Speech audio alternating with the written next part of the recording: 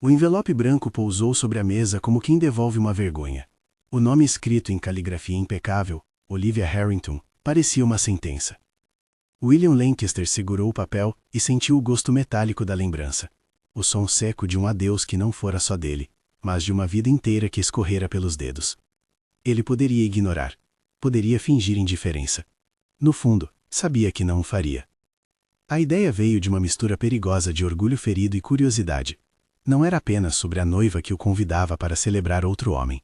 Era sobre a narrativa que Olivia queria reconstruir, a imagem pública que ela queria reafirmar, enquanto ele, o homem que já fora tão próximo, observava de longe. Ele pensou em aparecer, em provar algo. Mas o que provar exatamente? Que ele sobrevivera? Que ela não o tinha destruído? Ou apenas que ele ainda podia surpreender? Na rua, a cidade respirava de formas que a família de William raramente via. Chuva fina molhava o cascalho.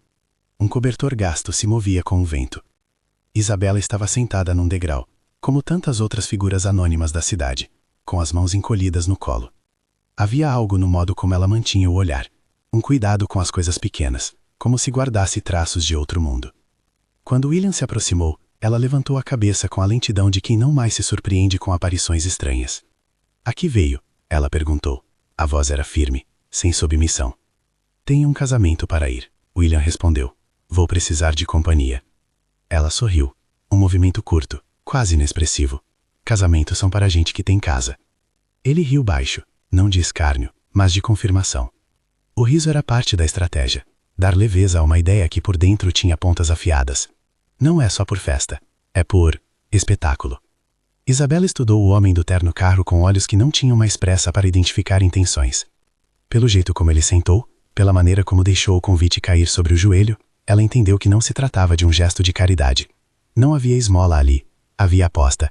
Havia o brilho gélido de alguém que queria ser visto. Você me paga por isso? Perguntou ela. Não, disse William. Você aceita porque quer. Ela pensou. Não era a primeira vez que aceitava uma proposta absurda. A vida lhe entregara convites que eram só máscaras de algo pior. Mas havia outra coisa ali. Um traço de desafio no olhar dele. Como se o envelope também fosse uma provocação. Quanto tempo? Perguntou ela com cuidado. Uma noite, respondeu ele, e depois você decide. Naquelas palavras havia uma liberdade rara para quem, como Isabela, vivia com o relógio contido pelo passo da cidade. Ela aceitou, nem por sobrevivência, nem por humilhação, mas porque sentiu que a história podia ser diferente se ela mesma a contasse. E porque por trás do gesto, havia uma pergunta que ardia em incêndio lento. Quem era Olivia, realmente? E que papel ela tivera na queda de outros? Quando William levou Isabela ao salão, a primeira coisa que incomodou foi a cara de surpresa dos que a viram entrar. Pessoas ricas tinham maneiras de reconhecer o deslocado. O olhar reapontava rápido como um sensor. Mas o salão também possuía a eficiência do roteiro bem ensaiado. Profissionais com mãos firmes, perfumes que borravam memórias, luz que desfazia rugas e multiplicava possibilidades. Isabela não foi transformada em objeto, foi guiada. Ela escolheu a cor, a postura, o decote que lhe permitia respirar. Aceitou o laço prestado e devolveu-o em presença. Enquanto os estilistas trabalhavam, flashes de outra vida vinham e iam. A memória de um palacete que cheirava a madeira e livros, uma voz paterna discutindo negócios que pareciam seguros, a imagem de uma noite em que o mundo inteiro atingiu um vidro invisível e ruiu. Flashes rápidos, sem melodrama. Cheques que nunca bateram, contratos com cláusulas escondidas, um parceiro que sumira com promessas. Depois, a rua. Depois, a necessidade. E sempre a sensação, presente desde menina, de que a dignidade não se compra, se reconstrói. William observava, com uma atenção que começou como análise e, sem que ele percebesse, foi se transformando. Era óbvio para ele que a cena lhe pertencia. A audácia de levar alguém tão fora do lugar para ser vista entre candelabros e prataria. Mas havia também o inesperado. Ele descobria-se interessado por como ela escolhia olhar para a transformação, como se aquilo fosse um traje e não uma máscara. Isabela não se desfazia do passado. Ela o vestia e o carregava com elegância. No caminho até o salão de festas, os carros elegantes passavam como testemunhas mudas. William sentiu pela primeira vez em anos que o gesto tinha risco. Não um risco financeiro, mas o risco da verdade. Era possível que ela se adaptasse, que desempenhasse um papel convincente demais. Era possível que, ao desfilar, ela despertasse perguntas que ele não soubesse responder.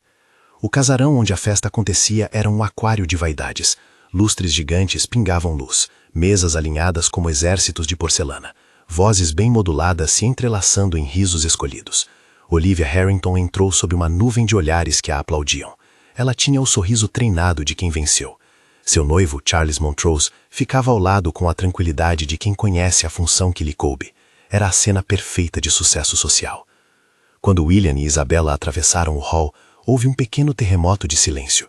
A discrepância entre o passado de Isabella e o presente doravante exposto. Não foi humilhação, foi um choque.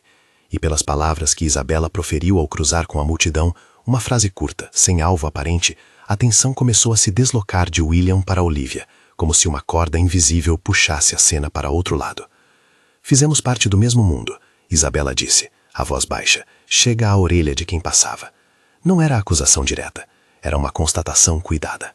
Alguns convidados olharam com curiosidade, outros com desdém. Olivia ergueu o queixo, a máscara da anfitriã perfeita. Os olhares se prenderam na interação. Olivia notou, seu sorriso vacilou por um instante. Não grande coisa, quase um nada, mas William viu. E naquele quase nada encontrou o traço que procurava, um desconforto que escancarava hipóteses. As contradições começaram a abrir pequenas portas. Isabella caminhou como quem sabia ler a carta social sem a necessidade de decifrar cada palavra.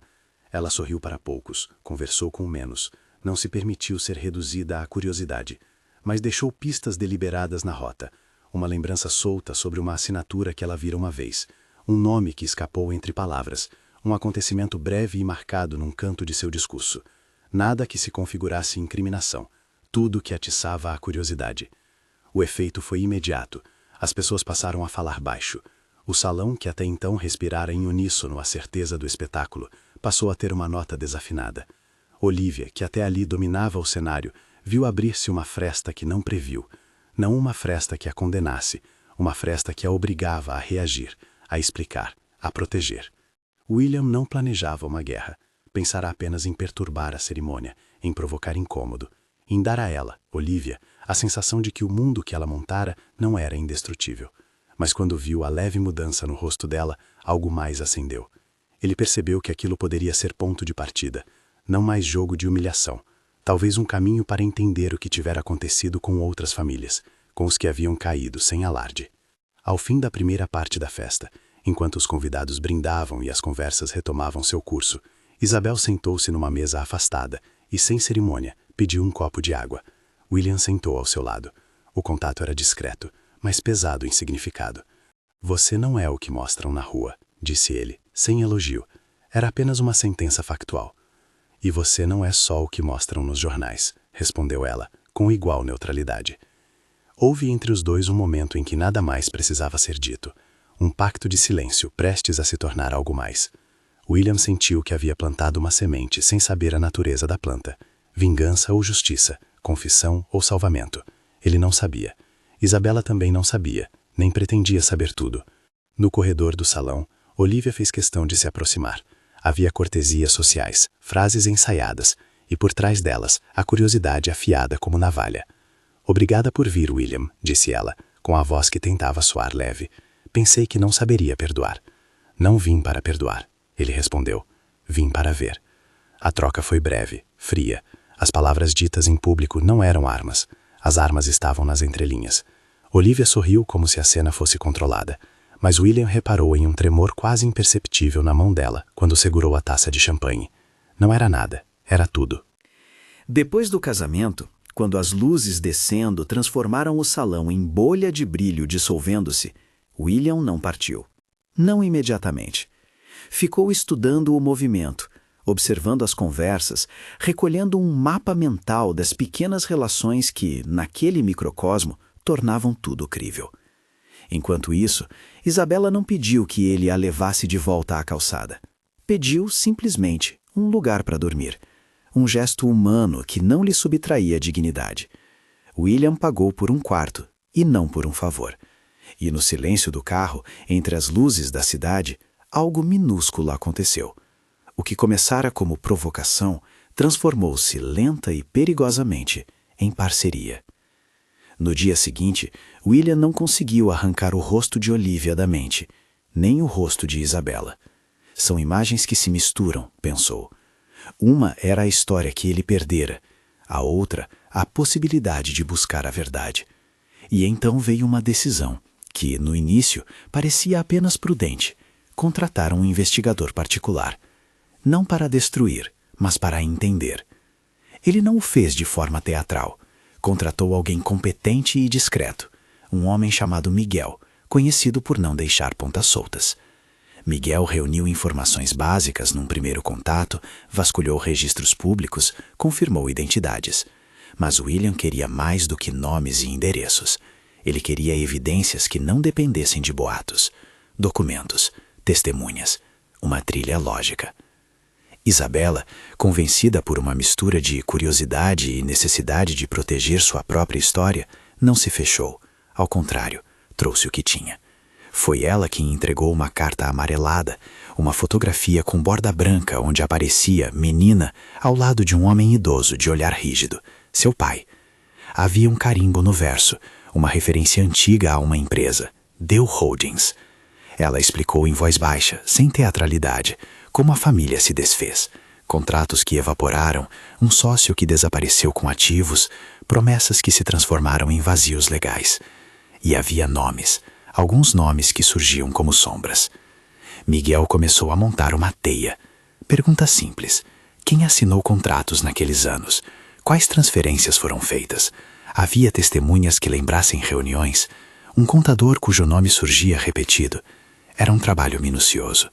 Não havia golpes cinematográficos. Havia paciência, telefonemas, checagens em arquivos publicamente disponíveis, solicitações de cópias de registros, buscas em empresas offshore que, por lei, exigiam camadas de formalidade. Miguel também não prometeu prisão na semana seguinte. Prometeu disciplina, documentos, rastros, nomes. Enquanto isso, a cidade reagia ao aparecimento repentino de Isabela. Algumas matérias começaram a pipocar nas redes sociais, fotos do casamento, comentários sobre a ousadia de William, intrigas de salão. Foi ali que Olivia percebeu o poder da narrativa. A imprensa, mesmo a mais superficial, constituía tribunal próprio. Olivia reagiu rápido. Notas oficiais curtinhas, declarações de que lisonjeava-se pelo interesse, pequenas negativas que tentavam aplacar suspeitas. Uma estratégia clássica: neutralizar a imagem antes que as perguntas crescessem. Isabela recebeu mensagens que, por sua natureza, não ofereciam preocupação, mas aviso. Comentários anônimos perguntavam sobre o passado, outros indagavam com amargura velada. Havia também cartas físicas devastadoras deixadas na porta do quarto onde dormira por uma noite. Recortes de jornal, uma foto rasgada de sua família com uma nota taxada. Não ameaças diretas, mas tentativas claras de desestabilização. William reagiu com uma combinação de raiva controlada e proteção prática. Não era um herói mitológico. Era um homem que, por décadas, soubera mover alavancas. Pagou por segurança discreta e por presença. Não para apagar as cicatrizes de Isabela, para lhe conceder um escudo contra a exposição desnecessária. Ela, por sua vez, retribuiu com transparência. Sentou-se com Miguel e contou nomes que lembrava. Mencionou um certo advogado que parecera sempre nas sombras dos contratos familiares, Jonathan Pierce. Citou também uma assinatura que vira em papéis que sua mãe guardara. Uma assinatura que ela acreditava estar associada a uma transferência específica que acelerara a queda. Miguel anotou tudo e foi atrás da assinatura. Não foi um percurso de revelações espetaculares, mas de pequenos cortes que se acumulam até abrir um buraco. Miguel encontrou primeiro um contrato de compra e venda, um documento público que ainda trazia a assinatura antiga de Dell Holdings. Havia uma cláusula ambígua. Em anexo, um recibo de pagamento com transferência para uma conta que, em sua nomenclatura, não mencionava Olivia, mas apontava para um fundo cuja gestora era frequentemente usada por empresas da mesma rede de pessoas que orbitaram a família Harrington. Em linguagem simples, o dinheiro havia mudado de mãos em formas tão legais que se tornaram invisíveis ao olhar desatento. Foi só o começo. Um telefonema de um empregado antigo, um contador que não morrera de amnésia ética, contou que certas notas fiscais estavam ajustadas para encobrir fluxo. Uma testemunha lembrou de reuniões que aconteciam numa sala onde uma mulher chamada Olivia havia levado por diversas vezes uma pasta com documentos. Nada flagrante, tudo plausível, tudo suficiente para transformar a hipótese em investigação. Nesse mesmo período, as redes começaram a esquentar. Um blogueiro sensacionalista lançou uma matéria insinuante. Quem é a acompanhante do milionário? O tom era ácido. As respostas do público foram uma mistura previsível de curiosidade e julgamento. Isabela leu os comentários e, por alguns instantes, sentiu o peso que sempre esquecera. Ser observada pelo mundo é um tipo de exposição que não se cura com trajes novos. William ficou em silêncio diante das reações públicas. Não gostava da deriva. Percebeu que o que começara como gesto pessoal ganhou vida própria. A imprensa podia esmagar o que ainda precisava ser arquitetado com cuidado, ou poderia ser usada, estrategicamente, como um instrumento de pressão. Ele não decidiu ainda como usar esse instrumento. Decidiu, porém, não banalizar a história. Na sequência de dias que se seguiram, Miguel encontrou algo que mexeu a estrutura do caso. Um conjunto de e-mails, pequenos, aparentemente triviais, que mencionavam uma reunião com uma consultoria financeira cuja assinatura era, em um anexo, estranhamente idêntica a uma dos documentos de Dell Holdings. Era uma coincidência técnica. Era prova circunstancial, mas suficiente para abrir portas. Havia nomes, horários, confirmações de reuniões, havia inclusive uma nota fiscal paga por um mecanismo curioso, uma transferência internacional para um nome de empresa que ficava ligada, por conexões societárias, a um fundo no exterior em que Olivia figurava como beneficiária indireta. Tudo isso, ainda, era um nó a se provar com testemunha e assinaturas. Quando William viu as primeiras estampas, cópias de e-mails, curva de transferências, algo nele mudou. Não estava mais tão interessado apenas no espetáculo. A curiosidade transformou-se em necessidade de justiça. Não a justiça por vingança, mas a justiça que corrige contas longas e silenciosas. Ele pensou nos rostos das pessoas que perderam tudo. Pensou no silêncio que cobriu antigas falhas, e pela primeira vez desde muito tempo, teve vontade de agir com amor e paciência, numa direção que não fosse apenas exibir poder. Isabela, por sua vez, não queria que nada fosse inventado em seu nome. Queria apenas que sua história fosse ouvida com precisão. Não desejava humilhar Olivia. Desejava que a verdade, por si mesma, pesasse. E se para isso a imprensa tivesse que ser um ator, que fosse um ator com cuidado. Os primeiros atritos públicos surgiram antes que Miguel pudesse consolidar tudo. Um jornalista chamou William para comentar as imagens do casamento. Olivia deu uma entrevista curta e elegível, sem imagens embaraçosas. A manchete principal insinuou que William tentara fazer espetáculo e que Isabela seria apenas peça de um jogo. A narrativa ganhou forma própria. A defesa foi simples. Isabela deu uma declaração pública, em vídeo, que nem acusava nem se fingia a vítima. Contou sua história com calma e pediu que a investigação seguisse o curso legal. A resposta do público oscilou. Houve críticas, claro, mas também surgiram perguntas. Enquanto isso, em um armazém de arquivos de uma firma de contabilidade antiga, Miguel abriu um envelope que cheirava a pólvora de papel velho. Dentro havia um cheque, parcialmente apagado pelo tempo, com o nome de quem ninguém esperava ver. O valor era pequeno para os padrões atuais, mas a assinatura confirmava o fio que ligava as empresas. Era um fio tênue, mas suficiente para exigir aprofundamento. Miguel fotografou tudo, indexou e enviou para William. A ficha caiu diferente. Não era apenas sobre orgulho ferido ou espetáculo, era sobre restituir aquilo que fora tirado. Na solene madrugada em que William revisou os documentos pela vigília de luz azul que seu escritório ostentava, ele experimentou uma sensação rara. Sentiu-se leve e tenso, ao mesmo tempo. Havia de um lado a possibilidade de reconstrução, do outro o peso da exposição pública e das vidas que seriam afetadas. A raiva que motivara a ida ao casamento convertia-se lentamente em responsabilidade. E havia, a cada passo, os riscos. Porque quando se aproxima o fio que liga uma queda financeira a atos de pessoas poderosas, reações surgem. Existem cartas anônimas, há tentativas de desacreditar testemunhas, existe a imprensa pronta para transformar qualquer pequeno dado em escândalo. Havia também o perigo para Isabela, que poderia ser tratada novamente como peça, William sabia disso, por isso ordenou discrição máxima. Mas uma descoberta discreta não é necessariamente silenciosa. Miguel encontrou um indício que o levou a um nome repetido em registros de viagem. Olivia Harrington fora apresentada com frequência como intermediária em contratos que favoreciam determinados fundos nos anos da queda dos Dell. E havia registros em hotéis com números de quartos onde se negociaram, segundo o relato de um empregado antigo, pastas com papéis e assinaturas. Nada ainda que permitisse algemar alguém. Tudo, no entanto, suficiente para continuar.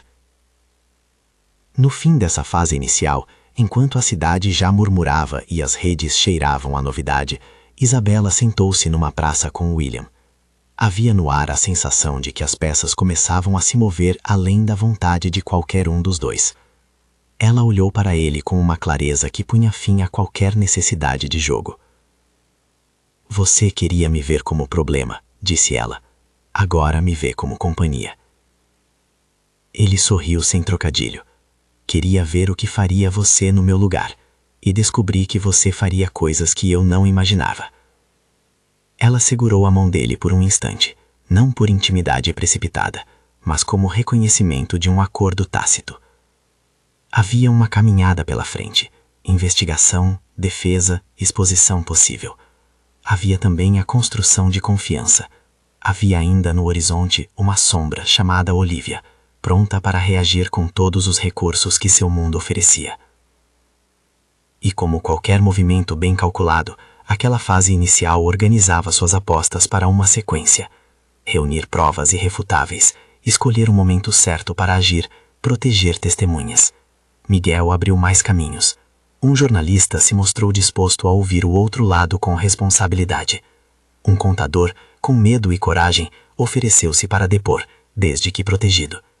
Pequenas portas se abriram. Mas para isso, precisavam de tempo.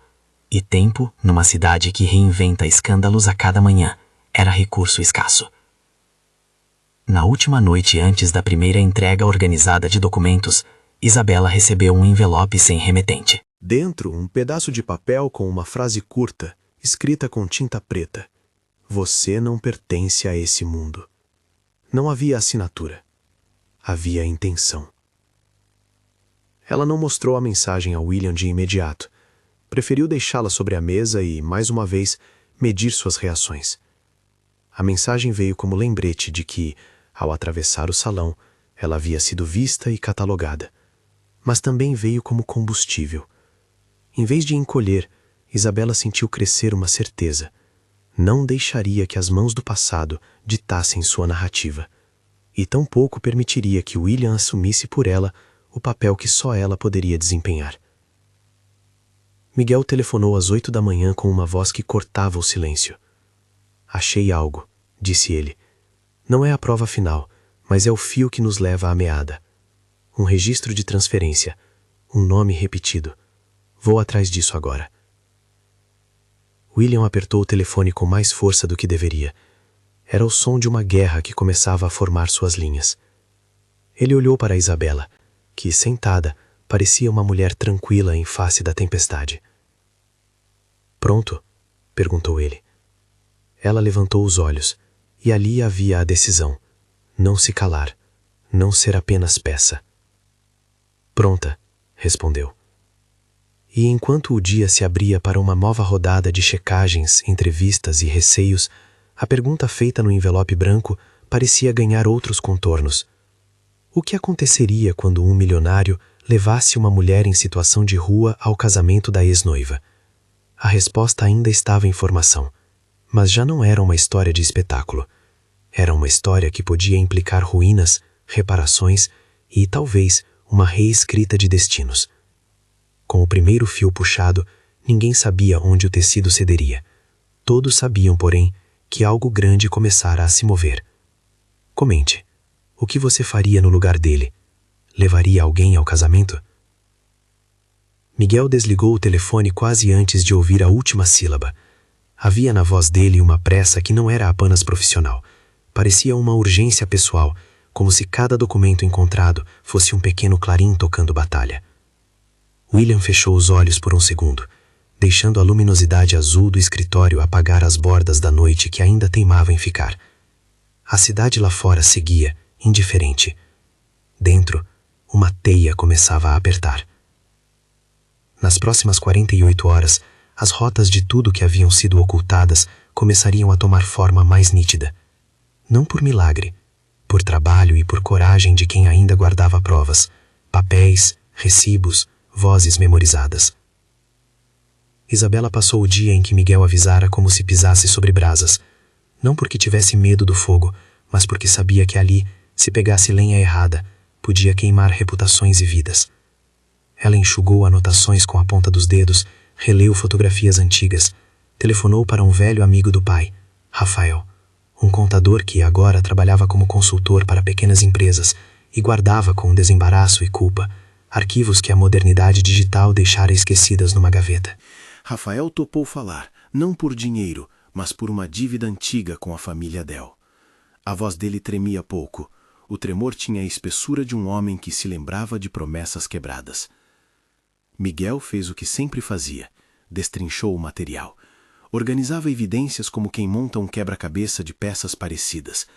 Havia contratos antigos, notas fiscais recalculadas, extratos de contas que por pouco não chamariam atenção se não tivesse alguém para buscar padrões. Miguel encontrou um arquivo com câmbio internacional que ligava pagamentos a um fundo no exterior, cuja controladora, por coincidência estatística apenas para os que acreditavam em coincidências, compartilhava conselheiros com empresas próximas ao círculo de Olivia Harrington. William leu tudo com a calma, tensa, de quem apura detalhes. Não sentia mais apenas o gosto do ferimento do convite. Sentia a responsabilidade que a descoberta trouxera. Não era simples vingança. Havia números e rostos que, se expostos, devolveriam algo a quem havia perdido. Havia também riscos. A imprensa poderia transformar tudo em circo, testemunhas poderiam recuar, provas poderiam desaparecer. A medida exata de cada passo começava a se definir em sua cabeça com clareza cirúrgica. Olivia, do outro lado, não dormiu direito também. Quando soube que pessoas começavam a falar, acionou sua equipe com a mesma velocidade com que moveu campanhas e fundações ao longo dos anos. Contratou um escritório de imagem pública e aconselhou-se com Jonathan Pierce, o advogado cujo nome já surgira nas sombras das transações antigas. Pierce passou a falar em termos frios: pressão, neutralizar, desmentir. O plano era clássico e afiado: transformar a narrativa antes que a investigação a costurasse. Era batalha de versões. A imprensa, claro, não demorou a perceber qualquer desregulagem. Um blogueiro de fofocas lançou um artigo raso, como antes. O que há por trás da acompanhante do milionário? O texto era venenoso na dosagem certa para espalhar dúvidas. Botões foram apertados, comentários fervilharam. Isabela leu as matérias com uma serenidade que irritava William, porque ela via melhor que ele o efeito corrosivo das palavras. Ela sabia que uma vez a narrativa popular fabricada, seria mais difícil trazer a verdade para a superfície. Foi Rafael quem forneceu a primeira peça que brilhava de forma inequívoca. Era um envelope com cópias de folhas antigas, notas fiscais e uma correspondência interna que mencionava pagamentos a título de consultoria, feitas em época crítica, assinadas por uma pessoa que usava o pseudônimo empresarial, dando respaldo a transferências que juntas compunham uma ponte até fundos utilizados por empresas com ligação à família Harrington. Não era um grito, era uma sequência de sussurros que, unidos, formavam uma frase. Ele também trouxe um arquivo de áudio. A gravação era de qualidade ruim, o som de uma conversa num corredor de hotel, um sussurro autorizado por recepções que guardam segredos. Na gravação, uma voz feminina, ocupada e incisiva, comentava sobre acelerar entregas e reorganizar fluxos. Não se ouvia nitidamente o nome de Olivia, mas as datas e o contexto davam para cruzar com notas fiscais e registros encontrados por Miguel. A voz era mais do que uma prova isolada. Era um fio que, se entrelaçado a papéis e testemunhos, poderia ser reconhecido. William levou o material a um promotor que conhecia de velhas campanhas de filantropia, não para fazer o espetáculo no balcão, mas para pedir prudência e investigação. O promotor, um homem que tinha no rosto a paciência de quem já lidara com grandes fortunas, confirmou que haveria necessidade de testemunhas e de documentos originais, mas sorriu de um modo que era quase promessa. Se vocês trouxerem documentos originais e testemunhas dispostas a depor, nós abrimos inquérito, disse ele. Palavras naturais, máquinas legais se calibrando. Enquanto isso, Olivia passou ao ataque público. Ela lançou uma nota oficial classificando Isabella como uma oportunista e insinuou, sem mostrar provas, que William usara alguém como peça de espetáculo. Era a tática de desqualificar o mensageiro. O movimento surtiu efeito imediato nos altares virtuais. Haters antigos e curiosos novos se uniram em julgamento. William ficou tranquilo quanto à estratégia. Sabia que a imagem podia ser murcha. Sabia que a justiça demanda tempo, paciência e documentação. Mas não gostava de ver a mulher que estava ao seu lado ser transformada, outra vez, em alvo de chacota. Isabella, porém, não se deixou arrastar para o tom. Em uma entrevista curta, gravada num café despretensioso por um jornalista honesto que se dispunha a ouvir mais do que a julgar, ela falou com a calma de quem repõe um objeto fora do lugar. Conteve emoção e escolheu palavras precisas. Falou do palacete, do pai, dos cheques que não bateram, das noites de silêncio.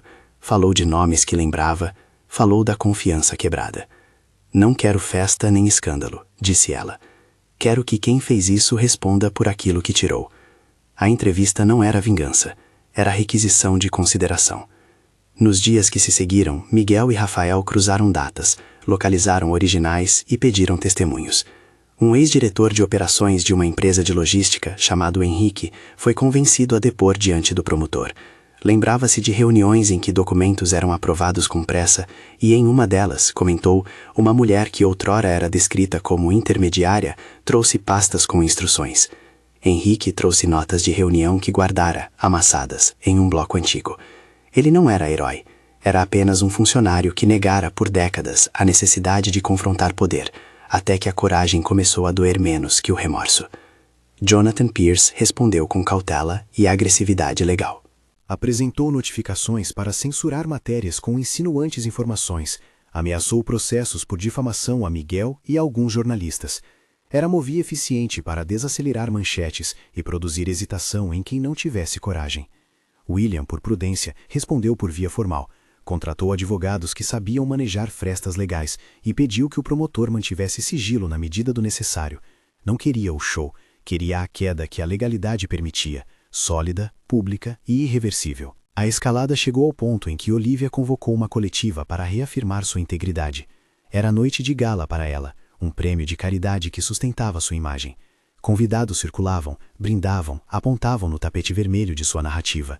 William soube, por um recado discreto de Miguel, que a ocasião seria um bom lugar para pressionar, não pela humilhação pública, pela possibilidade estratégica de apresentar o caso com cuidado. No centro de um evento onde todas as peças da sociedade se encontravam, a verdade poderia ser entregue a órgãos que teriam de agir. Eles decidiram agir com calma e inteligência. Não fariam barulho desnecessário. Miguel preparou o dossiê final, originais fotocopiados, registros de transferência, a correspondência, o arquivo de áudio que, juntamente com as anotações de Henrique e o depoimento de Rafael, compunham um quadro que não se desmontava com negações vazias. O promotor aceitou receber o material. Em paralelo, um jornalista investigativo que já aceitara verificar os fatos comprometeu-se a segurar a publicação até que houvesse ação objetiva do Estado. Era a aliança necessária entre imprensa e justiça. No dia do evento de Olivia, o salão cheirava a perfume caro. Lampiões dourados viam rostos ensaiados. Olivia discursou sobre aplausos registrados em sorrisos automáticos. William entrou com Isabella ao seu lado. Não houve entrada triunfal. Pelo contrário, uma presença contida, meditada. Muitos notaram a presença dele, poucos o interpretaram, mas aqueles que olhavam com a lente de quem estava atento perceberam que algo diferente pairava. Quando a conferência terminou e os convidados se dispersaram para o coquetel, o promotor apareceu discretamente. Solicitaram uma sala a sós. As portas foram fechadas à vazão de frases sociais. William entregou o dossiê. Miguel explicou os pontos-chave. O promotor folheou, pediu originais e, com firmeza que nem todos os rostos ali presentes tinham visto, solicitou formalmente à polícia que abrisse a investigação com base nas evidências apresentadas. Havia, por ordem, um encaminhamento para averiguações e uma requisição de diligências. Olivia recebeu a notícia sem entender por completo. O que há? Perguntou ela calma demais, como quem atuasse um papel. Jonathan tentou empurrar a narrativa para o lugar comum. Calúnia, murmurou. Mas a política do Estado não gira ao sabor de slogans. Há procedimentos, há prazos, há promotores que decidem. A prisão não foi teatral. Não houve algemas em câmera lenta. Chegou como consequência de mandados fundamentados. Buscas e apreensões foram emitidas com base nas provas. Agentes chegaram para recolher documentos. O primeiro sinal público foi o silêncio cortante no salão quando uma equipe policial guardou pastas e selou escritórios. Em seguida, a materialidade, pedidos de bloqueio de contas e a intimação de testemunhas para depor. Olivia foi conduzida pela polícia com calma relativa. Não foi estrondo nem carnaval. Foi a materialização de algo que para muitos parecia impalpável. Alguns convidados desviaram o olhar, outros emudeceram. A imprensa, que até então especulava, agora tinha uma trilha concreta. A notícia correu e tomou ruas, redes e mesas de bar. A queda foi em parte técnica, medidas judiciais, protocolos, e em parte simbólica. A mulher que dominara os salões surgia em manchetes como acusada. Isabela observou o desenrolar com olhos que guardavam complexidade. Havia alívio, porque alguns fantasmas começavam a desfazer-se. Havia tristeza, porque sabia que por trás da figura havia um ser humano que também viveria as consequências. Havia ainda uma sensação de vitória que não era sua, mas de todos os que haviam perdido tantos anos antes. Ela não celebrou a humilhação privada de Olivia. Celebrou que um mecanismo de injustiça começava a ser desmontado. A cobertura midiática foi intensa como era de se esperar, mas Miguel e o promotor haviam trabalhado com cuidado para que as peças mais sensíveis circulassem primeiramente onde deviam, em mãos públicas que decidiam. As pequenas vitórias vieram rápido. Buscas nas empresas de fachada descobriram contratos mal redigidos. Revisões contábeis apontaram transferências que não correspondiam aos serviços prestados. Depoimentos de funcionários aliviaram dúvidas e fecharam lacunas. Havia também reação de apoio a Olivia. Algumas vozes sérias pediram cautela. Outras, outrora próximas, afastaram-se. Era natural. Quando um poderoso cai, alianças se rearranjam. O fato, porém, persistia. Com as evidências na mesa, as medidas administrativas transformaram reputações em pó e contas em gelo. Depois do ruído inicial, veio a fase mais prática, reparação e reconstrução. Isabela sabia que não bastava derrubar alguém. Havia de reconstruir. Seu projeto não era apenas pessoal, tinha um escopo maior. Com a atenção agora voltada para o caso, surgiu a oportunidade para criar algo que pudesse evitar que outras famílias passassem pelo mesmo. Uma consultoria dedicada à recuperação patrimonial, compliance e prevenção de fraudes. Um nome que soaria em breve como promessa em memória. Deo Consulting. A primeira reunião de fundação da Deo Consulting foi modesta. Não havia gala nem tapete vermelho. Havia mesas compradas às pressas, um quadro branco com objetivos claros e uma equipe formada por pessoas que tinham vivenciado a queda e acreditavam na reparação. Rafael, Miguel, Henrique, alguns advogados éticos e, claro, Isabela. William entrou mais como sócio investidor disposto a abrir portas do que como o omnipresente magnata. Ele trouxe recursos, convites e sua rede. Ela trouxe propósito, lembranças e uma competência prática adquirida na dureza da vida. O primeiro contrato da Deo foi com uma cooperativa local que sofrera fraude por um operador terceirizado. Não dinheiro fácil. Muitos olhares, julgamento. Mas cada contrato honrado era um passo em direção à reputação que Isabela queria construir. Não de riqueza rápida, mas de precisão, confiança e ética. Ela tratou de clientes com atenção e temperança, não com ostentação. Era uma reconstrução que respeitava feridas. Enquanto os negócios se regularizavam, William e Isabela começaram a compor uma intimidade que não era imediata nem espetacular. Era cotidiana e construída em atos pequenos. Jantares com papéis entremeados a risos baixos, longas conversas sobre o que os movia e por que a justiça importava, caminhadas pela cidade, onde às vezes passavam por lugares que lembravam o antigo lar dos Deo. Ela relia documentos, ele arranjava portais para clientes. Havia sempre tarefas, sempre escolhas. E entre elas, havia momentos de silêncio que diziam mais do que palavras. A imprensa tentou, vez ou outra, costurar um romance antecipado na manchete. William e Isabela responderam com discrição. O afeto que crescia entre eles era consequência de respeito. Um respeito que se tornara firme na luta compartilhada. Ela admirava nele a paciência para ouvir e a capacidade de reconhecer que não se trata tudo de espetáculo.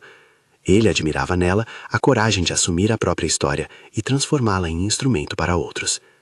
Na esfera pública, alguns processos avançaram. Olivia enfrentava investigações formais e medidas cautelares. Pierce trabalhou furiosamente para minimizar danos, mas mesmo seus melhores esforços não apagavam provas. A queda, que não fora apenas sua, tinha alcance público. Houveram réus que pediram acordos. Houve quem colaborasse em troca de penas menores. O promotor garantia que a justiça seguiria seu curso. O caso virou então matéria não só de escândalo, mas de debate. como grandes somas são ocultadas e como pequenas falhas de regulação permitem que corporações manipulem estruturas. Isabela apareceu em painéis, não como celebridade, mas como testemunha viva, alguém que havia sido atingida pela engrenagem e que agora propunha mudanças. A Dell Consulting se apresentou como um manifesto simples: transparência, prevenção, suporte a vítimas. E aos poucos contratos surgiam, não apenas pela notoriedade do caso, mas porque o trabalho se mostrava eficiente e humano. O trabalho, no entanto, consumia. Havia dias em que Isabela chegava em casa exausta, os olhos marcados por fadiga.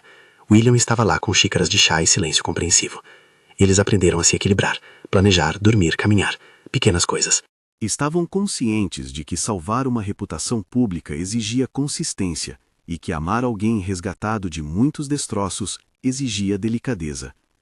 A relação foi se tornando parceria em todos os sentidos. Em reuniões com clientes, caminhavam lado a lado. Em decisões estratégicas, debatiam com igual peso. O afeto brotava das escolhas mútuas. Ele a consultava sobre ética, ela aceitava feedback sobre como usar recursos. Não era romance de roteiro previsível. Era a construção de duas pessoas que escolheram carregar um fardo juntas. Com o tempo, chegou a audiência que consolidaria as acusações. Não foi um único momento dramático filmado em câmera lenta. Foi a reunião de evidências, depoimentos de funcionários, a correspondência financeira, gravações entregues por testemunhas dispostas a falar. Um juiz emitiu sentenças que fizeram Olivia responder por atos de gestão fraudulenta, por favorecimento de fundos e pela ocultação de ativos. As penas cabíveis foram discutidas em termos jurídicos precisos.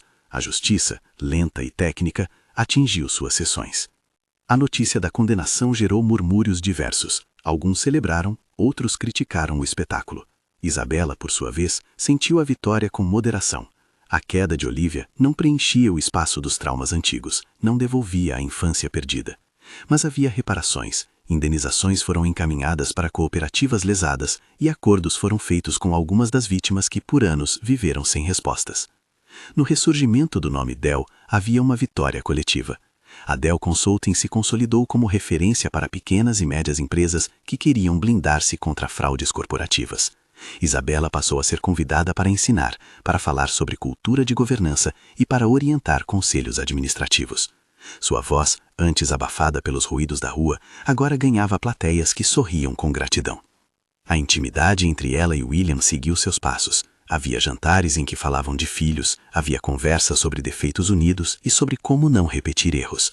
Em um entardecer de outono, num parque onde crianças corriam lentas e previsíveis, William segurou uma mão de Isabela e falou de algo que vinha guardando. Não foi pedido em alta voz, foi proposta de vida. Isabela aceitou com o tipo de decisão que tinha no olhar, quieta, firme, sem alarde. O casamento deles não foi uma repetição dos salões ostentosos que servirão de palco para humilhações passadas.